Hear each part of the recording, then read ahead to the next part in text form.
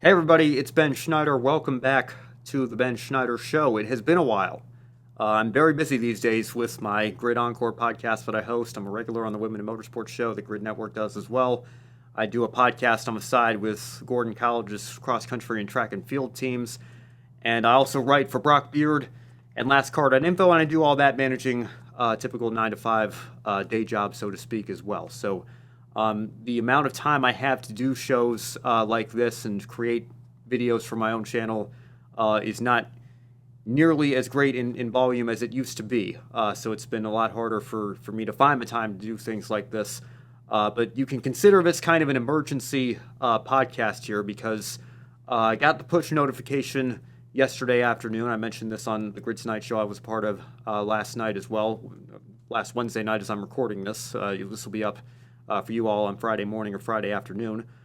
Dale Earnhardt Jr. had Rick Allen on his podcast this week, and I knew as soon as I saw that there was one person that I had to talk to about what went down in that conversation and what went down behind the scenes at NBC when Rick Allen left the booth in the middle of 2024, and that's my good friend Matthew Owens. And over the course of our conversation, Matthew and I went in depth on what we heard on the Dale Jr. download and things we liked, things we maybe disagree with, didn't see eye to eye on. But it was a fantastic conversation. And then because I love talking to Matthew so much, while I had him there were a couple of other things that I wanted to get his thoughts and opinions on. And so the conversation continued for another 40, 45, 50 minutes or so after that. So I am going to split the episode into two parts here. This first part is just going to be kind of our response to the Dale Jr. download episode and our biggest takeaways from it. And then probably within the next day or two, I'll publish the second part of our conversation at a later date and split this into two different episodes of this Ben Schneider Show podcast that I'm doing right now. So without further ado, here is Matthew Owens and myself, our thoughts on the conversation between Rick Allen and Dale Earnhardt Jr. this week. All right. Well, this is a rare moment because the last time I had to do an emergency podcast, a certain seven-time world champion announced that he was headed to Ferrari, and that was a little more than a year ago. So what could possibly be a big enough news story for me to be doing another emergency podcast here? Well, as I said on Grid Tonight yesterday, as we're recording this, probably be 2 days ago, Wednesday night for everybody watching. Dale Jr.'s podcast simply does not miss. I was not expecting to hear from Rick Allen as quickly as we did, but I knew that friend of the show, Matthew Owens, who is here with us right now, as probably the harshest critic of those two individuals when they were together in the NBC booth, was going to have more thoughts than could just fit in our Twitter conversation or in a Twitter thread. So I am delighted to have him back on the show, even though he's been on fairly recently. When I say fairly recently, I'm talking episode count because this is episode 60. He was on episode 58, but that was almost a year ago because we Wow. haven't done this podcast very much in the last year because goodness knows I don't have enough podcasts keeping me busy all throughout the year with my grid shows and a couple of other things I've got going on. But Matthew, it is great to see you. How's it going, my man? Going good. Exciting time of the year, isn't it? We got everything going on. Yeah, man. Let me tell you, I've been on a roll with my sports teams. I've been pretty spoiled, I got to admit. My Philadelphia Eagles, of course, got sweet revenge over the Kansas City Chiefs in Super Bowl 59. The Yukon Huskies women's team, I know, apologies to you. I know you're not a big Yukon fan, but and I don't like Dan Hurley either. I'd root for the men too if it weren't for him. But I do love Gino and I love Paige Beckers in the roster that Yukon has had the last several years. So to see her go out on top was pretty special. My Florida Gators, of course, got my mom's side of the family from Florida. They won the men's tournament. I correctly predicted both of those. And then Rory McIlroy won the Masters. So I really cannot complain very much right now, even though my Yeah. Phillies are off to a rough start in baseball season, and the Sixers and Flyers aren't anywhere in the playoffs this time of year. I'm spoiled everywhere else. So Yeah. things are going pretty well for me here. And again, I got to say, really enjoyed listening to the full Dale Jr. download last night. I thought I would listen to half of it and finish it this morning. I just got so caught up in the conversation that listened to the whole thing once we finished our grid show yesterday. And I just want to open up by giving you the floor. What were some of your highlights, some of your lowlights? Like I said, I know you had some very harsh criticism for each of them when they were in the booth together, so I imagine you didn't agree with everything that you heard. But I am curious, what was your biggest takeaway or biggest few takeaways from the conversation between Dale Earnhardt Jr. and Rick Allen? Yeah. You weren't the only person, I guess, surprised to hear that I was listening to it. Because you wouldn't think that the episode of the Dale Jr. download that included Rick Allen would be something that I would listen to. But I was very intrigued to hear um, what Rick had to say about basically what went down with NBC last year and his very strange demotion, which led to not re-signing with the company with NBC. So yeah, I was very intrigued to listen to it, and it was a really good listen. It really was, and that is one thing. I'm going to say something positive about Dale Earnhardt Jr. right out of the gates here, is that he is really one of the very few guys in NASCAR, maybe the only guy in NASCAR right now that can get just about anyone on his show and have them open up as much as they do. And kudos to him for that because it's not easy to do that, as you well know. But yeah, it was a really good conversation, really intriguing to hear about. And honestly, what I came away with it thinking was, and I already thought this to begin with, and I know you and I've had conversations about this, but this only magnified what I felt of this was a mess from NBC, wasn't it? I mean, I don't. I'm trying to think of a major sport play-by-play person at the top of that sport, removed from the top booth, of course, with the Cup Series, the only booth, removed from the top booth not only in the middle of a season, but as it was for him, right before the most important time of the season. Uh, Lee Diffie came in with just two races left in the regular season and did the whole playoff run. I just can't think of any time that that's happened in sports media, certainly not recently. And that was just shocking to me. And to hear him talk about it he found out about it way before any of us found out about it. He said during the on Hall of Fame weekend, the night before he emceed the Hall of Fame induction ceremony, and then was asked not to put out a PR release, not to talk about it. Um, Man, that just felt like a real mess from NBC. And as I'm sure we'll get into here, that's kind of been what you could call most of their second era of NASCAR on NBC starting in 2015. Just so much of it has been messy. And really, that was too. That was very surprising to me how they handled it.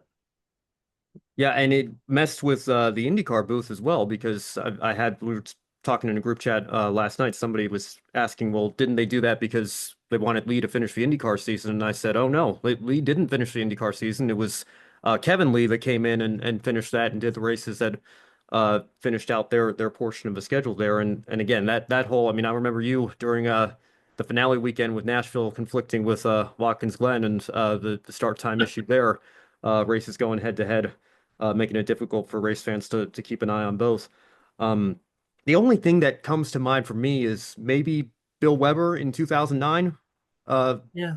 with the Turner booth. I think Ralph Shaheen was the one that came in, and then Adam Alexander in 2010. But again, that was during the summertime, not right before what would have been the chase at the time in that era.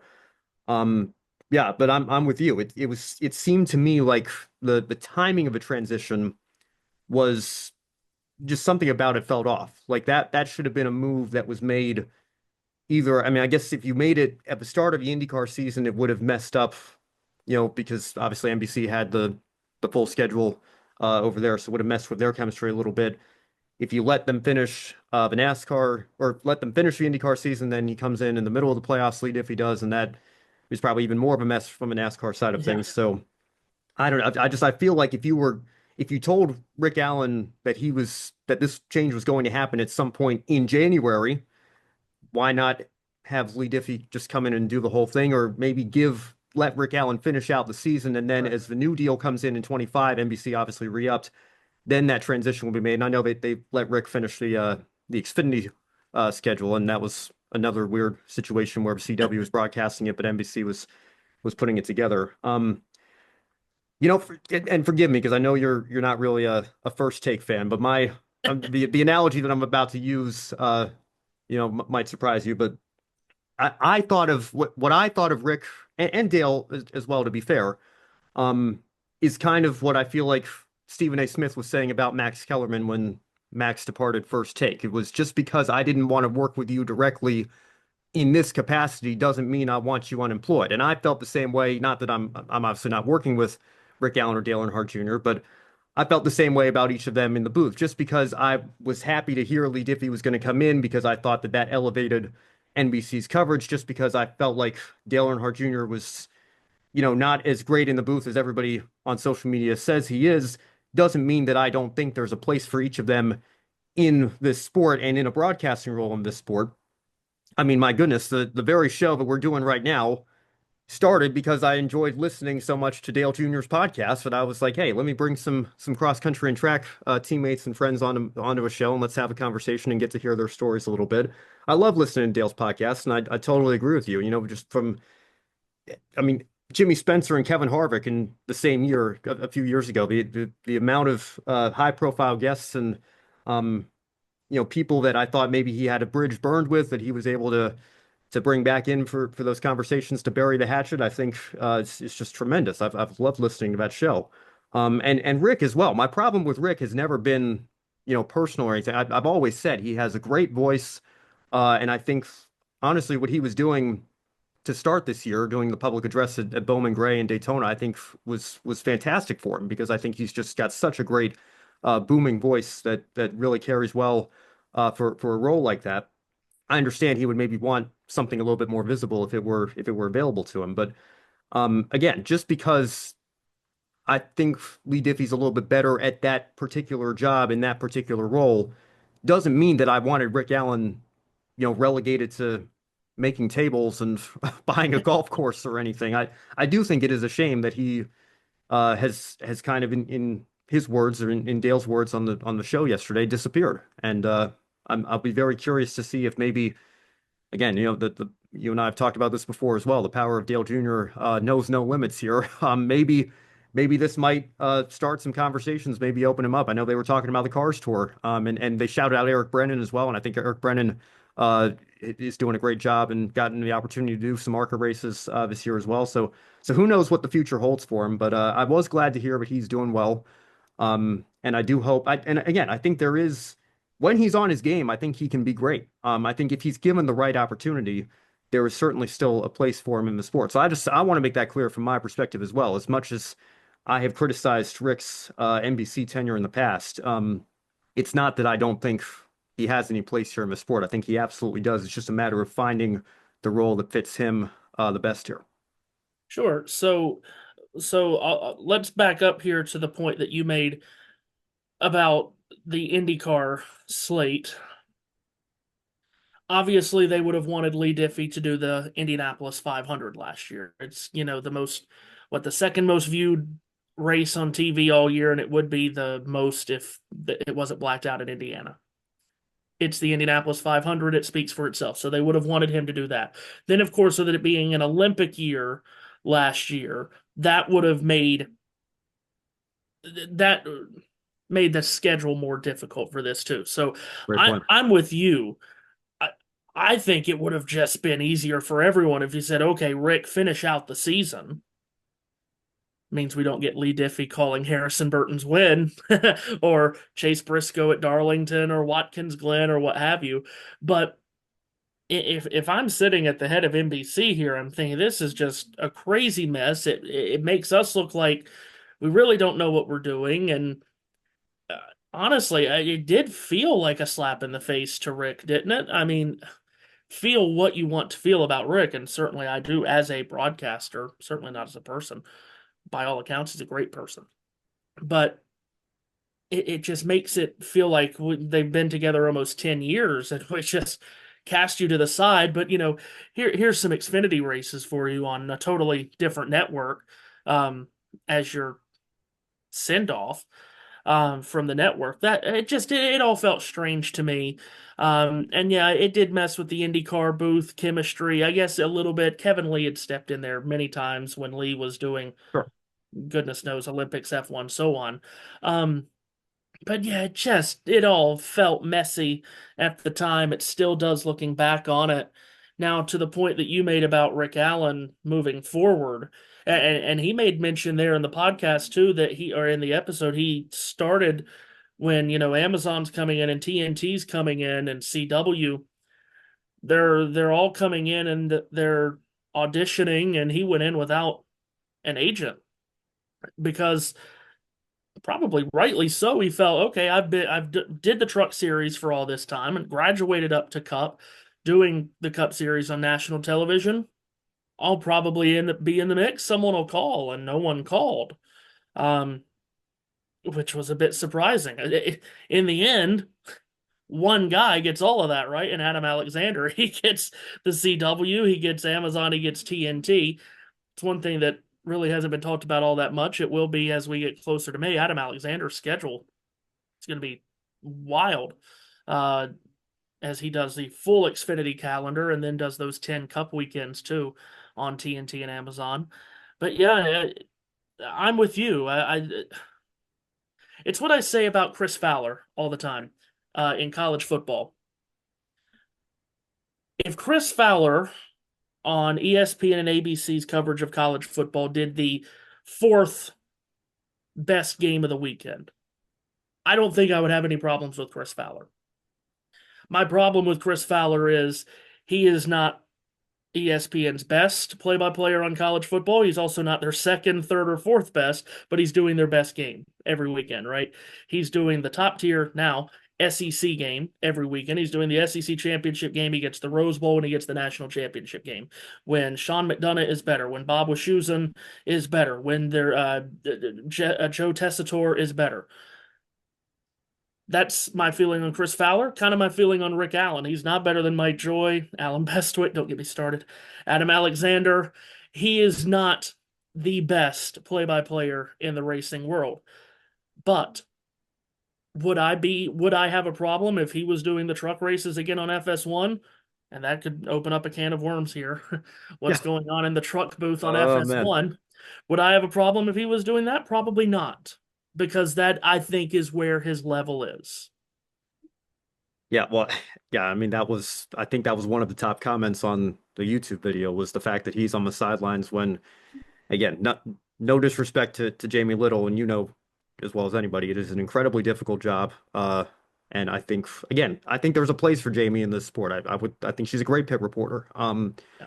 But I think and again, as much as you and I both, but you especially have been critical of Rick Allen, I think it is not hard to find, especially right now, words of encouragement and people that did like Rick Allen and even in his NBC tenure. It is very difficult for me right now, just scrolling through, again, social media maybe isn't the best place to look because it can be a very toxic, hateful uh, area. But um, it seems like there was overwhelming consensus that play-by-play is not what Jamie Little is best at. That's not the best position for her. So, and again, and I know you and I talked about this yesterday as well. And of course, I was much younger at the time. I wasn't watching broadcasts with the same critical lens that I look through them for now. But I've got to say I really liked Rick when he was doing the truck series on or on Speed Channel rather. I think maybe there was just more pressure on him knowing that he was in front of a larger audience at NBC. Maybe it was more the direction that he was getting, and there were some comments that were made as well that we can get into a little bit later about some of NBC's decisions behind the scenes there also. But I think that again there certainly has to be a place for him in this sport, and whether that's play by play or hosting a studio uh, kind of show, which I know NASCAR's trying to get back into a little bit. They have their own Tubi channel now, and they're trying to do some more things on the social media side of things. I do think, like I said, it's unfortunate that he is on the sidelines when, as you mentioned, it's not like there's just two, I guess three now with Prime and Turner coming in. It's not like there's just three play-by-play jobs in this sport, right? There's an Xfinity Series team, there's a Truck Series team, there's local late model racing that's perhaps getting a little bit of a bigger audience, like with the Eric Brennans of the world as well. So, there's plenty, and that goes back. And I don't follow college football as closely as you do. I'm more of a casual fan of that sport, so I can't speak to the strengths and weaknesses of Chris Fowler's play-by-play. But I do understand the perspective that you're coming from there, and I think that perhaps it is applicable to Rick Allen compared to Mike Joy. And that was the other thing that came up in the show. I think part of why he took the NBC job was, he to him and Dale's credit, both of them said Mike Joy is an absolute legend and pro at what he does, and he is, as much as some people may say, maybe he's not in his prime anymore now, but he's in his early to mid 70s. I think he has certainly earned the right to decide when he wants to hang up the microphone, so to speak. That job was going to be his for the foreseeable future, and if he wanted a cup opportunity, he kind of had to take that in front of a 10-year deal that was coming in with NBC. So again, like I said, I think the future of all that is going to be very interesting, but we'll just have to see how it shakes out. Yeah, for sure. Yeah, I mean, Rick, again, through all of my issues with Rick, and again, we've talked about this before. Many of my issues with Rick in that NBC booth is that he didn't control the booth, is the verbiage that I used, and at times the conversational piece of calling a race on TV, and that is what it's very close to baseball as conversational, older baseball, not so much now with the pitch clock. In football, there's such a rhythm, right? You set up the play, it's first down at the 42, you call the play, replay, here's the analyst, wash, rinse, repeat. Similar rhythm in basketball. In racing, it can be so conversational, especially when you have an 80 lap green flag run. Well, at Bristol, let's use that recent Bristol race as an example. And it just didn't feel overly comfortable as conversational in the NBC booth. And as I said, it didn't feel like he had command of the booth. Both of those problems can be linked straight to two different booths for four people. They made mention of that in the podcast. You and I talked about that many times. We hated that. It was enormously stupid. And even Rick himself said, I think that was a mistake. Uh, That he was, and I Horrible. think what you and I have talked about as well, what they made mention of was the Hail Melon move that Ross Chastain pulled at Martinsville. Rick was so focused on Christopher Bell Mhm. winning the race, and it's hard, obviously, with all the different playoff and cut line scenarios, especially, but to have Steve Letarte be able to physically tap Rick on the shoulder, to be there to Mhm. say like, hey, we got to point this. Look at what you're seeing right here. Like that's such a valuable thing to have. And so when you split the booth up into two different parts, there's less control. He only has control over one of the three guys that he's calling the race with, and so it's harder for the play-by-play man to, as you said, to have control of the booth and sort of lead where the conversation goes there. Yeah, right. Exactly.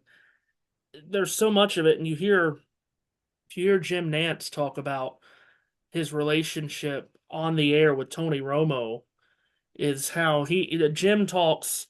It's like he's sitting like this. If this is the field and this is Tony, he's sitting like this where he can see the field, but yet he can still make easy eye contact with Tony. And that's such a huge thing, especially in TV. Well, and radio too.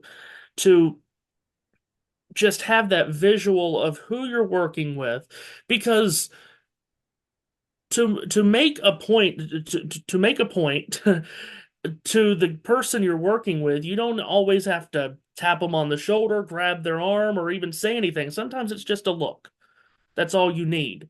And to have them in two separate booths was absolutely crazy to me. Yeah, why they thought that would work, I don't know. The only way something like that does work is in the case of what Fox does, which is have Larry in a separate booth when he's not on the call. He's not a part of the call itself. He is there to accentuate the broadcast when needed. But no, to do that was ridiculous. I don't know who made that decision, and hopefully that'll never be done again. My goodness gracious, I thought it was bad enough. Back in the mid to late 90s, ABC would have Bobby Unser in turn two for the Indianapolis 500, while Paul Page called the race in the booth with Sam Posey and Eddie Cheever. They'd have Bobby Unser in turn two. And then NBC did the same thing, now for COVID reasons, I guess. But in 2020 and 21 for the 500, they did the same thing. So, Paul Tracy, that was, of course, in turn two. But no, what they did there with the two separate booths was crazy, and it did not help the progression of that booth at all. Yeah, well, and I think, and you even saw in what Fox did in 2020 when Darrell Waltrip retired and they didn't replace him. Obviously, Boyer came in a year later, but they tried a two-person booth with just Mike Joy and Jeff Gordon for a year, and I thought it went reasonably well. I don't know that it's an Yes, all-time classic booth necessarily, but I thought they did a serviceable job at the very least. And again, under very difficult circumstances for much of that year as well with the pandemic and everything. that would have Um, worked a lot better had it not been for COVID. If sure. they had been able to be at the track all year long, that would have been really good. I've always said that we don't have to have three people in the booth for a race. Just saying, three people is a lot. Yeah. Four is too many. Yeah, you're right. Three's a lot. The two Yeah. would have worked, I think, a lot better had they not been calling it off a monitor in Charlotte. Yeah. So yeah, again, like you said, I think a three, I mean, three is what we see the most often, and I think it can certainly work, but you add a fourth person in there because again, they had when Dale Jr. came in, he didn't replace anybody. So Yeah. that's already a very crowded booth, and then to split that booth into two different parts, I think, again, as critical as I could be of the NBC booth at times, I think that the people who made that decision are doing them no favors here. I think a lot of it also comes down to what happens behind the scenes and making sure you're setting your booth up for success, so to speak.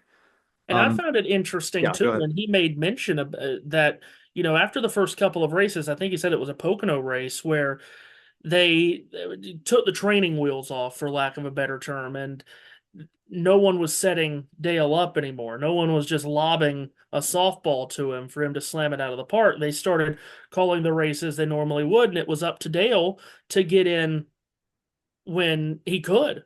I found that to be a very fun, interesting story to listen to go inside that booth. But secondly, that's really hard to do, right? When you add a fourth person, it's really hard to work your way in with new, fresh information to also not beat everyone over the head with whatever the conversation may lead to in that moment.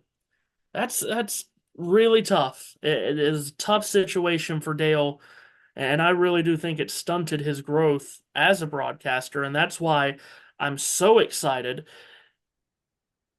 why I'm so intrigued to see I was gonna what say, are you sure about happens that? in a I know you, three-person Matthew. booth with Steve, who of course he's great friends with and knows well how to work with, and then Adam, who did he ever do an Xfinity race with Adam? He may have done one or two. I'm not sure off the I top of my don't think. head. Well, yeah, I think because Dale was still driving for the first 3 years of the NBC deal, so I think by the time Dale would have been on Xfinity broadcast, I think, yeah, I know he did a Fox race at Talladega, I think, with Mike Joy. Yeah, Yeah, but I don't believe he's called anything with Adam Alexander, no. not off the top of my E- head at least. Either way, I'm sure they are doing mock broadcasts to Sure. start the season to get ready for the 600. I'm very confident in saying that. Yeah, yeah. I'm also looking forward to seeing how Dale does in that booth. I think Steve's a great partner for him. Obviously, they worked together when they were still competing in the sport as driver and crew chief, so they already had chemistry in that regard. That's the other thing I found interesting that Rick said basically once the decision was finalized but it wasn't public yet, like he'd say hi to Jeff or Steve in the garage and they'd kind of give him the cold shoulder and say like we can't talk, we can't be seen together because we don't want this getting out. So I found that interesting how secretive they tried to keep that. Even in, I guess social media was, fairly prevalent back in the early 2010s, but maybe not quite as much to the degree it is today. I feel like nowadays that as soon as that Yeah. conversation was had, it would probably be leaked You kidding me? somewhere. We So already know that Homestead's the finale again. yeah, yeah, Yes. exactly. Everything. Yeah, it's very hard to keep. I mean, the phrase "worst kept secret" is kind of an oxymoron nowadays because I feel like every secret is worst kept. Like it's very rare that you walk into the media center and you get excuse me, you get a surprise announcement there that hasn't already been hinted at the very least in some capacity. Yeah, right, yeah, exactly right. So, yeah, I'll be interested to see how that booth goes for those 10 races. Obviously they're getting quite a few big moments, right? They're getting a Coca-Cola 600, they're getting a Brickyard 400, they're getting the in-season tournament for whatever that matters to people. They get an Atlanta race, which seems to be like its own little party these days. So yeah, I can't wait to see how the booth meshes, to listen to it, to hear. Um, and of course, Adam, right now, Adam is on such a roll because every Xfinity broadcast sounds amazing. Sounds like they're just having so much fun with him, with Jamie McMurray and Parker Kligerman, who quite literally the only thing that I could say negative about that booth so far this year is there are times where Parker and Jamie sound too similar to each other, and sometimes you can't make out who is who. That's literally the only thing I can think about that's negative about that booth to start this season. So, Adam's on a roll. He's got the busiest schedule Yeah. of all of any NASCAR National Series broadcasters this year, and he's done Cup races before, as we know, on TNT, maybe a bit too early. You can make the point, make the case that it was too early in his career to get those Cup races, but he didn't do many, right? He did 5 or 6, I think it Would have was. been six at most with TNT Yeah, schedule. Yeah. he's earned this opportunity. He really has. I will say the only other negative, and not that this is the booth's fault, but the fact that they were doing remote broadcasts for Oh, Ham race when I mean, you know the geography of North Carolina better than me. I don't think it's that far of a trip to Lord, be there in person, but you kidding me? They did it that's at Martinsville too. Uh, yeah. Also, what are we also close doing? by. Yeah. Oh, what are we doing? Well, that was a conversation I had with a lot of people post 2020. I said, now that these networks have pulled it off, they have proven that they can pull it off. They're going to keep on doing it. And we're having the same conversation with the Stanley Cup playoffs. TNT Sports are Yeah. not sending teams, broadcast teams, to do games in Canada. Are you kidding me? What are we doing?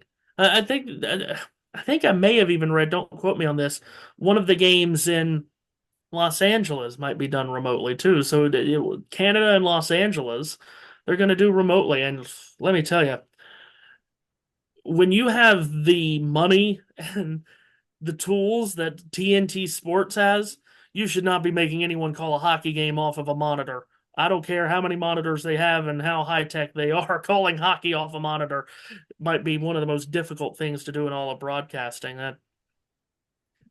That's a rabbit hole. Yeah. It's sure. Well, yeah, and I think calling hockey, period. I think Yeah.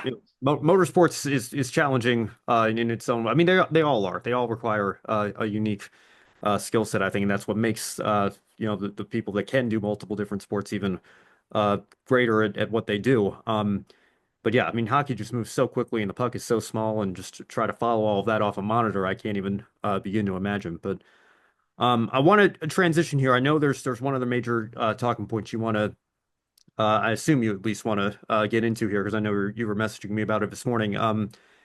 It was when, and we talked about this before as well. I guess you see it during Fox's driver only broadcast. Having a non play-by-play voice do the play-by-play.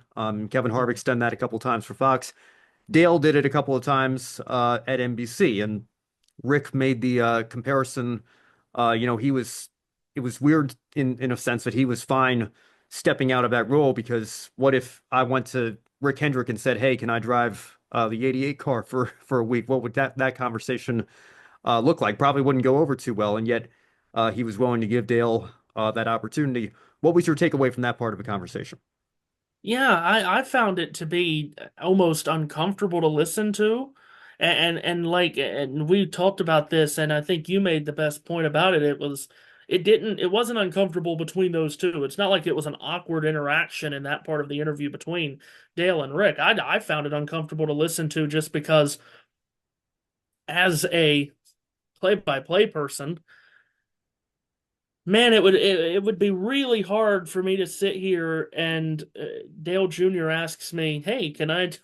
Well, not asks me as much as asks the network, "Can I do play-by-play for a race?" I would just, I would not love that, right? I mean, to have someone that doesn't do your job ask to do your job for a week because no, it sounds fun or it sounds like something I might want to do. Um, Yeah, I would not have been as gracious as Rick Allen was there.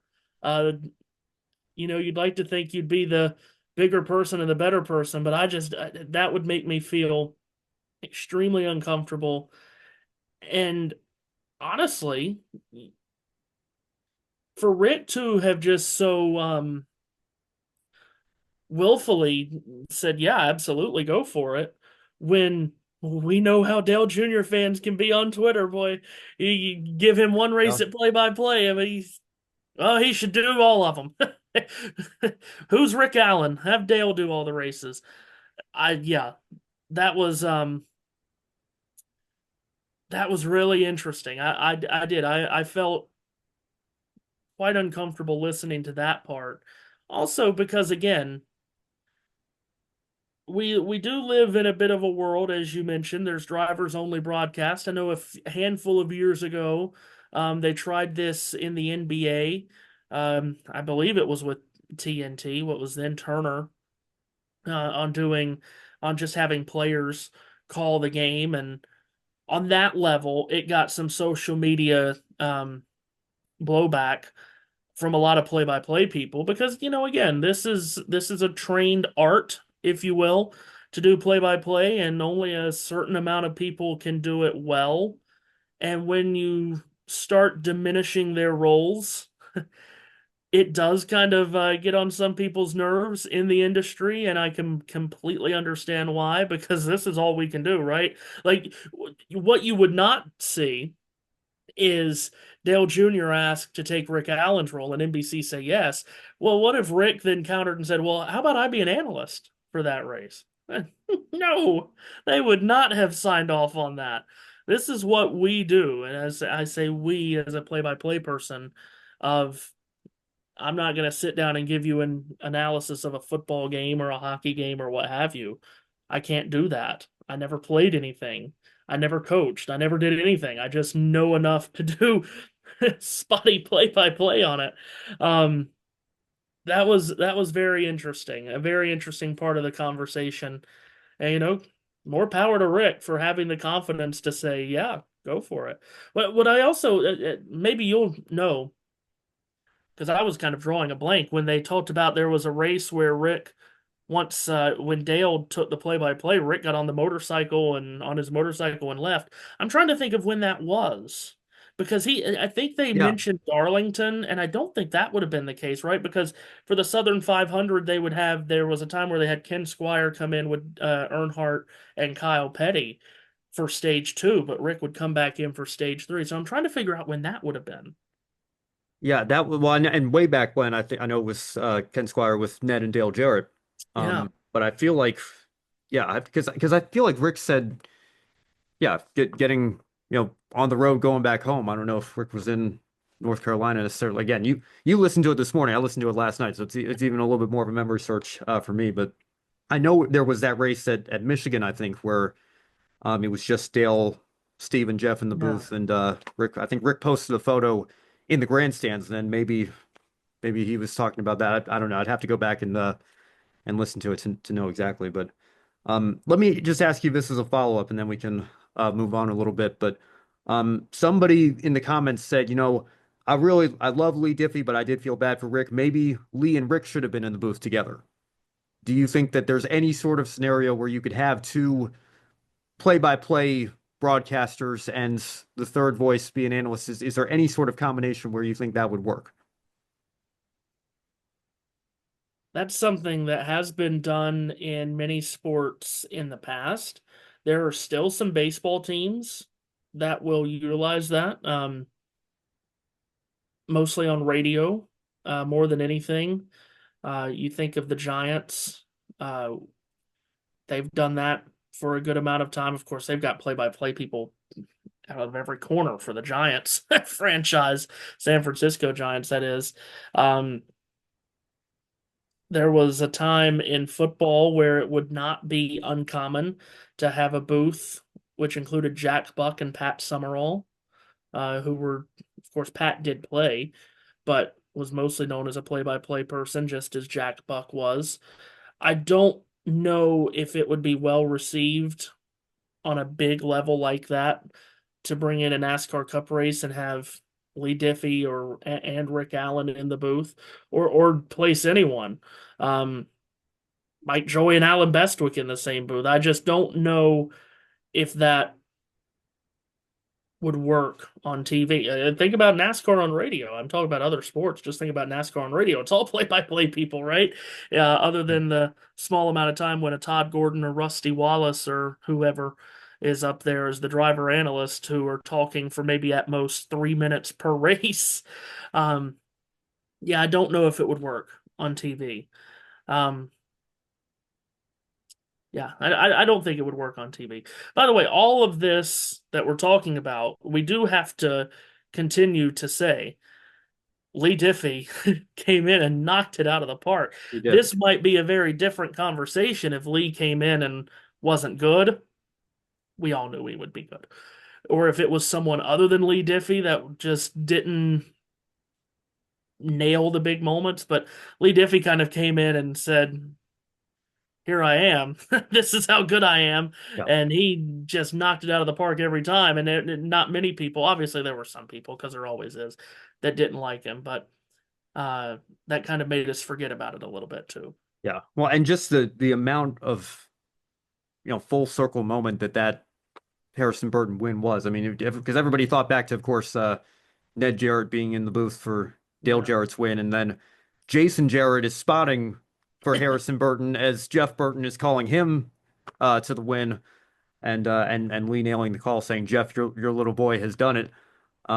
Really, just again a very special moment, and to have that sort of pressure again, that needing to meet that moment, that in your first test, so to speak, your first race back. I know he had done a couple in 2017, but first as the full-time guy, and to meet the moment like that, I think was very special, and a very well done by Lee Diffie for sure. Yeah, everything that we talked about earlier about how it kind of it messed the schedule up between IndyCar and NASCAR, and Lee was, of course, in Paris doing the Olympics. What we also have to remember through all of this is that now this would be me assuming a little bit here, but if Rick knew in January, I'm guessing Lee probably knew in January or probably at the latest February.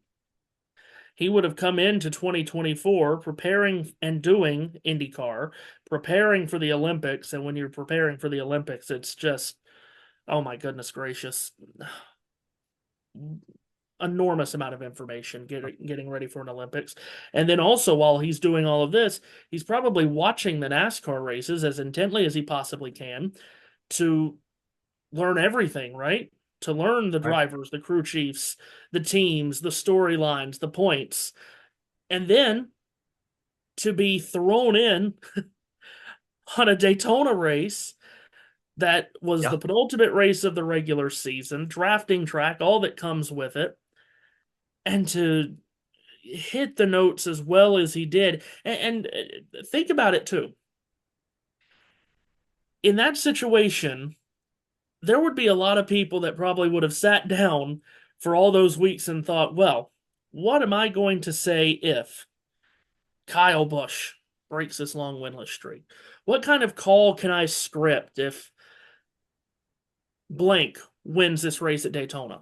I guarantee you he probably gave no thought to Harrison Burton being pushed by Parker Retzlaff to the win at Daytona. Yeah, I was gonna say maybe to Harrison Burton because people were saying that would shake up the playoff system, but I don't think anybody could have predicted that Parker Retzlaff in his second Cup race was going to be the one that was pushing him there for sure. Yeah, and to hit it as hard and as well as he did was unbelievable. Because it's a pass with half a lap to go. You still have Kyle Busch attempting to make the pass coming to the flag. And then also notice in the call how quickly he does what his uncle and dad did. That takes a lot right there from a guy that has not been in NASCAR hardly at all in his career to immediately pick up that Jeff Burton won the Pepsi 400 in 2000 and then that his brother Ward won the Daytona 500 in 2002. Yeah, That's amazing pickup in the moment. yeah, and I mean Lee's a total pro, obviously, and again, he's also not perfect. Of course, he called the 100 meters. Yeah, He got that call wrong in Paris, but was able to, and he took a lot of heat for that, but he was able to rebound from that. I think it would have been very easy to see again how toxic and negative social media can be. And those were people that, aren't in the motorsports world, but maybe weren't as familiar with his work, didn't know how highly right. respected he is to us race fans. But he rebounded very well from that, had a fantastic Olympics, and then came here and finished off a NASCAR schedule again under, you know, relatively difficult circumstances with a midseason booth change and did that all very well. So again, I have total respect for Lee in this situation, and again, as much as I think a lot of the conversation today and yesterday obviously is Rick kind of getting the short end of the stick there and kind of being left out without a job, so to speak, position for him to fill. Take nothing away from the job that Lee Diffie did coming in and stepping up to that role. There's one more point I want to bring up that we heard during the broadcast. It was when don't know if you caught this in the same way that I did, but um, was very interesting to me to hear Rick tell the story of a 2010 Daytona ARCA race, and that Danica Patrick's first ever stock car race, and there was an accident. There was a green car involved, and Rick didn't think for 1 second to even mention Danica's name because why would he? She wasn't in the wreck. And then he says during a commercial break that David Hill came up to the booth and said, "You need to let the audience know that that was not Danica. There's people probably watching this race just because they know Danica, and you need to emphasize it." Did you have any? I mean, you're sort of in the play-by-play business here. What did you think of that direction being thrown towards Rick to say like mention this driver that was not in the wreck because of these circumstances here? Completely in no way shocking that that happened. Because of all the reasons you laid out. Because yes, there were probably a lot of people watching that race just for Danica that did not know any other driver in that ARCA field. Probably wouldn't have been able to name you many people in the Cup field. And certainly not in the ARCA field. But yeah, when you look back at when you look back, certainly in racing, which has a very niche fan base, and when you get a big race on network television or something that's going to bring a lot of extra people in, you will hear a difference in how those races are called and how they're produced. Uh, IndyCar gets a lot of that, certainly at the 500. Formula One is one of the best examples from kind of that same time period back when Formula One was on speed. They had that great booth. Bob Varsha, Steve Matchett, and David Hobbs. Good gracious, those are great times. Those three doing Formula One races. Well, in 2007, they struck a deal to have a handful of races on Fox rather than speed. They had, I know they had Silverstone, Indianapolis, I think France, Canada, I'm sure, and maybe another one somewhere else. Well, it's not on speed, it was on Fox. And Bob, Steve, and David, you could just hear how they were simplifying everything because it was a totally new audience, much bigger audience that just did not know. Again, making the assumption here that they did not know the ins and outs of Formula One. I mean, there was one that I can remember in Canada, Bob Varsha telling everyone the tower to the left of your screen uses the first three letters of the last name of the driver. And it's like that's stuff that you would never say on a normal broadcast. So yeah, absolutely not shocked at all that that's how that would go because yeah, Danica brought a lot of eyeballs to that wouldn't. Well, I mean, you know this. We may have even talked about this. I'm pretty sure we've talked about this before. Uh, that 2013 Daytona 500, which Danica was on the pole for, had Skip Bayless and Stephen A. Smith watching, and they talked about it on First Take the next day. And Skip Bayless just could not wrap his brain around competitors helping each other and why they just didn't let Danica win because it would be so much better for everybody. That's yeah, that's an all-time that might be a top five Skip Bayless take of all time, and Lord knows Skip Bayless has given a lot of takes. Oh, Um, but yeah, man, that's why wasn't he ever a part of Fox's NASCAR coverage? oh man. I, can you imagine that would be but yeah, but again, right before that he said, "Can you imagine if she had won this? This wouldn't just be our second question. This would be our first and second question because of Yeah. what a massive deal that would have been." But yeah, so that was again, that was it's kind of crazy to think about that in retrospective that she really did. I mean, there's if you go back and watch that last half lap, if she made a move down to the inside, who knows what might have happened. I don't know if Johnson would have blocked or what, but still a great run for her nonetheless, given the circumstances of the time. Well, while I have you here, I don't know if there are any final points you want to hit here. I know that he talked about that conversation he had with Michael Jordan, and obviously the golf course that he owns now. Anything else that you want to bring up from that conversation? Because while I have you here, I do want to get your thoughts on a couple of other things. But are there any kind of to put a cap on this part of the episode here? Are there any final thoughts you had from uh, what you took away from the conversation? Yeah, there were some parts where, they were talking about how they felt that they really rose to the occasion, met the moment in a lot. And again, I cannot sit here and tell you that I felt that same way in a lot of ways. Well, I mean, that's I don't know. Is he going to walk into Dale No. Jr.'s show and say, "Oh man, Dale, we really didn't meet the moment here"? I mean, but Yeah. remember, I mean, I guess we can kind of see why they made it. Like, I, I get what you're saying, but of course, I don't think that you could really expect that from the No. anything different there. No. I had my problems with them, but it's over now, at least for now. But to the point that you made, no, I don't want I don't want to see Rick Allen in the unemployment line, right? I'm glad that he seems happy, that he's doing things that he enjoys. Um, we'll see. He did make mention at some point in that episode, I can't remember when now, that there were people at Fox that told him that he's, welcome back in the future. And we'll see if that holds up with a truck booth that's under a lot of scrutiny and has been even before Jamie Little. That truck booth has been under a lot of scrutiny. And again, the point that I keep making when I talk sports media with anyone, no one wants Mike Joy to retire, but it's going to happen at some point, and it's going to happen sooner rather than later, one would assume, which opens up an enormous position in American sports television when it comes to anchoring NASCAR coverage on Fox, which of course includes the Daytona 500, which is gets such high ratings every year. You know where I stand on that. Pay up, give Alan Bestwick all the money he wants. But I'm starting to get the feeling on Alan Bestwick that if it was going to happen, it already would. It would have happened either with NBC in 2015, or it would have happened with Amazon, or TNT, or Fox with IndyCar. I'm starting to think it might not happen, Yeah. which is very sad. So that would be an opening for Rick.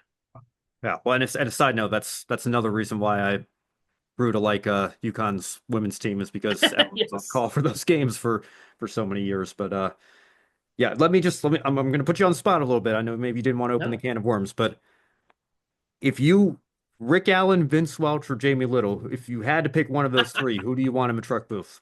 Oh my gosh. Probably Rick Allen. I would say this as a caveat to that. I'm going to cheat a little bit. Sure. I would have, and still would, like to see Jamie Little when she's at the track, has the same production, and just has the same people to work with, period. That cannot be easy going from driver to That is true. driver to Yeah. analyst, whoever. I would like to see that, but clearly that doesn't seem to be the direction they want to go. So if we can't make that happen, yes, probably Rick Allen. All right, so that was the conversation with Matthew Owens reacting to Rick Allen's appearance on the Dale Jr. Download, and I have to say, I love talking to Matthew. He and I agree on a lot of things. There are certainly other things that we don't see eye to eye on and disagree on, but his vision of following the sports media landscape and all the ins and outs that go into making a TV production happen, and all the different layers to that conversation that the casual fan might not always think about when having these conversations, I think is incredibly valuable. And again, it's much as sometimes I do disagree with him. There are very few people that I enjoy talking to more because I think he brings a perspective that very few others have to this conversation, especially. And again, I think he was incredibly fair. I wasn't sure exactly where he was going to go with this because he has been very harsh to Rick Allen in the past in terms of his performance in the booth, as well as Dale Earnhardt Jr. And so to have those two in conversation, like I said at the start, I knew right away that he was going to be. I didn't know exactly where Matthew was going to go with it, but I knew that I had to get his thoughts and full unfiltered take beyond just a series of tweets or conversation that we were having over text here. So thank you again to Matthew for joining me. And again, stay tuned because there's a lot more we talked about. Part 2 is going to be out soon, so make sure you stay tuned to my channel for when that goes up. And until next time, have a good one, everybody. I'll see you soon.